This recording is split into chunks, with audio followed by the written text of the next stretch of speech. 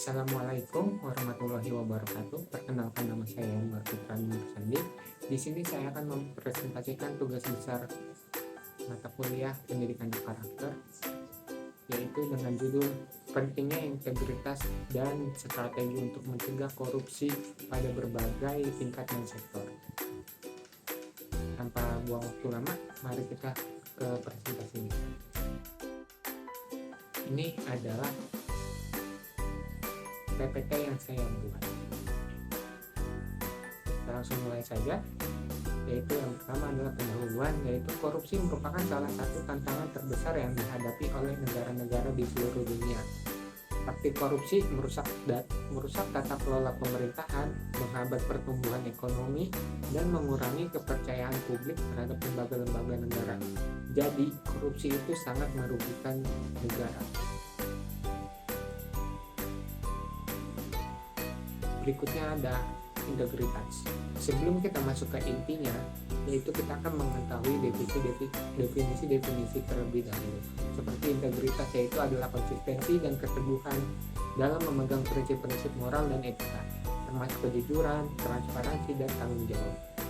Integritas merupakan landasan utama dalam membangun kepercayaan publik dan menciptakan lingkungan yang bebas dari korupsi. Terdapat 5 elemen dalam integritas tersebut. Yang pertama adalah kejujuran, mengatakan kebenaran dan tidak menipu atau berbohong kepada orang lain. Yang kedua ada konsistensi, bertindak dengan cara yang sama dalam berbagai situasi, menunjukkan bahwa nilai-nilai yang dipegang tidak berubah tergantung pada keadaan. Yang ketiga ada transparansi, bersikap terbuka dan jelas tentang tindakan dan keputusan yang diambil sehingga orang lain dapat memahami dan mempercayainya. Yang keempat ada tanggung jawab, yaitu mengakui kesalahan dan bertanggung jawab atas tindakan yang dilakukan serta berusaha untuk memperbaiki kesalahan tersebut.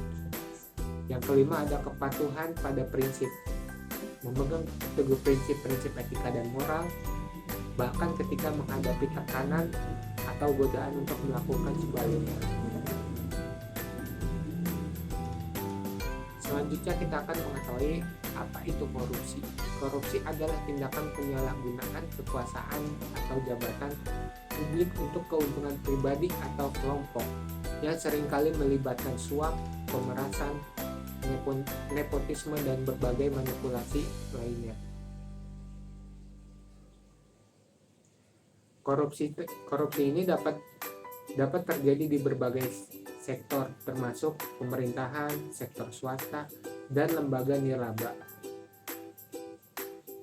Dan tentunya memiliki dampak negatif yang luas terhadap masyarakat dan perekonomiannya.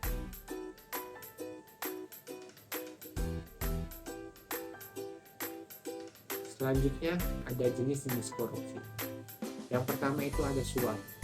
Suap itu pemberian atau penerimaan sesuatu yang bernilai untuk mempengaruhi tindakan pejabat publik atau orang lain yang berwenang. Yang kedua itu ada pemerasan, memaksa seseorang untuk memberikan uang, barang, atau jasa dengan ancaman atau kekerasan. Yang ketiga ada nepotisme, memberikan keuntungan seperti pekerjaan atau kontrak pada anggota keluarga atau teman tanpa memperhatikan kualitas atau proses yang adil. Yang keempat ada penyalahgunaan anggaran, menggunakan dana publik atau perusahaan untuk tujuan pribadi atau yang tidak sesuai dengan tujuan yang telah ditetapkan. Yang kelima ada penggelapan, yaitu mencuci uang atau aset yang dipercayakan kepada seseorang dalam posisi tertentu.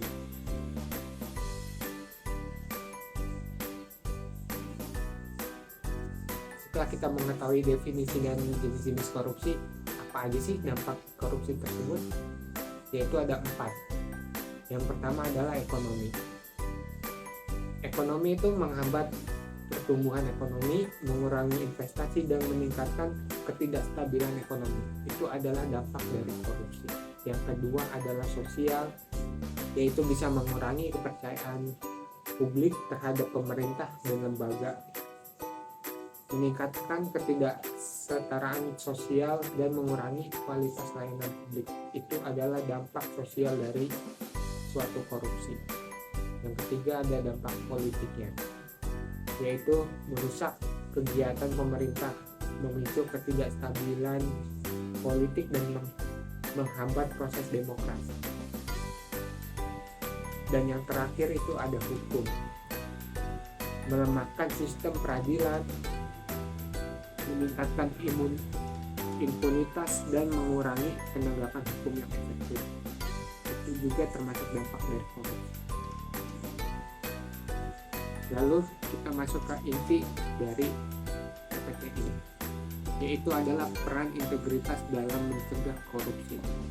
Ada 4 peran integritas dalam mencegah korupsi, yaitu yang pertama meningkatkan kepercayaan publik.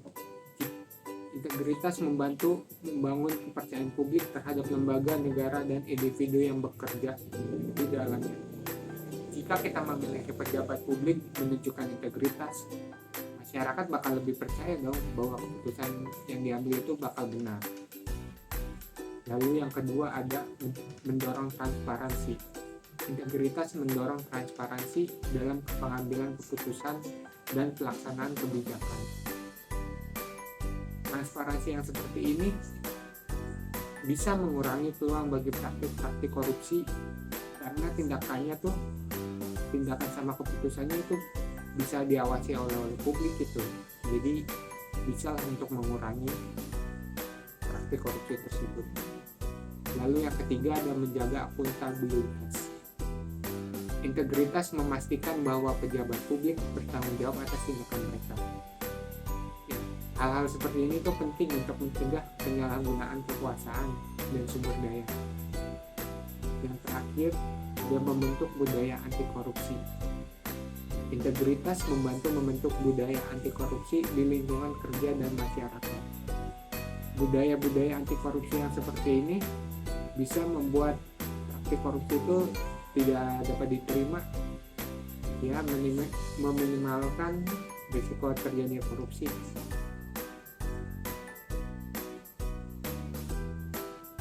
Lalu bagaimana sih strateginya untuk mencegah korupsi itu?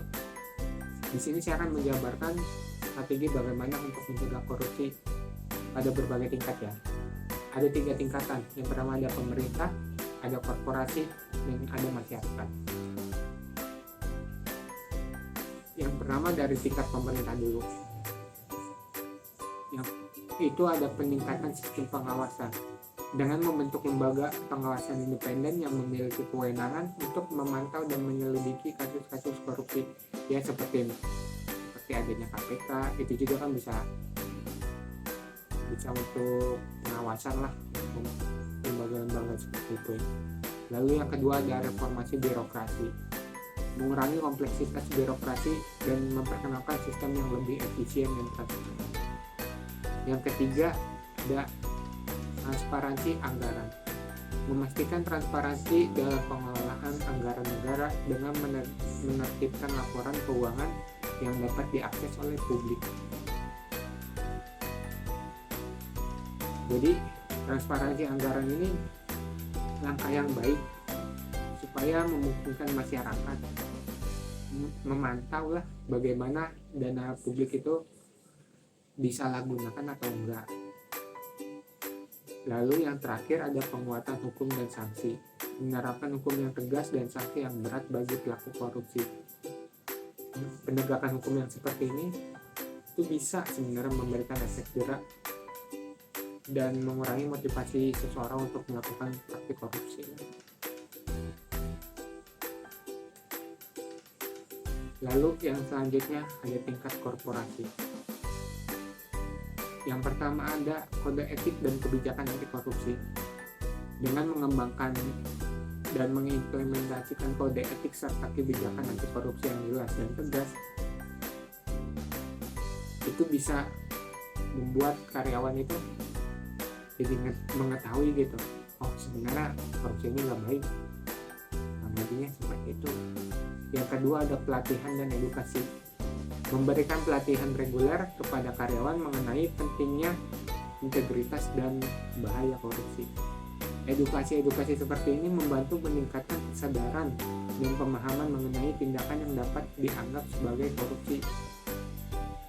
Lalu selanjutnya ada audit internal dan eksternal. Melakukan audit internal dan eksternal secara berkala untuk memastikan patuhan terhadap kebijakan anti korupsi. Audit-audit seperti ini juga dapat mengidentifikasi area yang beresiko tinggi terhadap korupsi dan memberikan rekomendasi untuk perbaikan jika ada hal-hal yang kurang lebihnya bakal disalahgunakan. Lalu yang terakhir ada transparansi dalam operasi bisnis.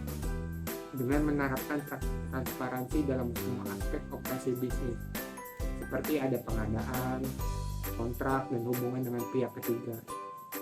Transparansi seperti ini bisa membantu mencegah terjadinya kolusi dan praktik korupsi lainnya seperti nepotisme.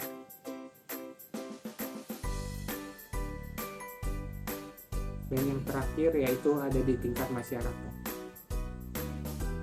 Yang pertama ada edukasi publik, meningkatkan kesadaran masyarakat mengenai dampak negatif korupsi melalui kampanye edukasi dan penyuluhan.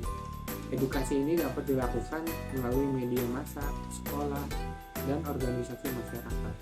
Yang kedua ada partisipasi masyarakat, mendorong partisipasi aktif masyarakat dalam pengawasan kegiatan pemerintahan dan sektor swasta. Partisipasi ini dapat dilakukan melalui forum publik, survei, dan mekanisme laporan pelanggaran. Yang ketiga ada kolaborasi dengan LSM. Bekerja sama dengan LSM atau lembaga swadaya masyarakat yang fokus pada pemberantasan korupsi. LSM dapat memainkan peran penting dalam mengadvokasi kebijakan anti korupsi dan memberikan dukungan bagi korban korupsi. Kesimpulan dari PPT ini adalah integritas merupakan elemen kunci dalam mencegah korupsi di berbagai tingkat dan sektor. Dengan mengedepankan prinsip-prinsip integritas, transparansi, dan akuntabilitas, serta menerapkan strategi-strategi yang efektif, korupsi itu dapat diminimalkan. Upaya pencegahan korupsi memerlukan komitmen dari semua pihak, termasuk pemerintah, sektor swasta, maupun masyarakat. Hanya dengan kerjasama dan kesadaran kolektif, kita dapat menciptakan lingkungan yang bersih dari korupsi dan membangun masa depan yang lebih baik. Terima kasih. Presentasi dari saya. Kurang lebihnya mohon maaf. Wassalamualaikum warahmatullahi wabarakatuh.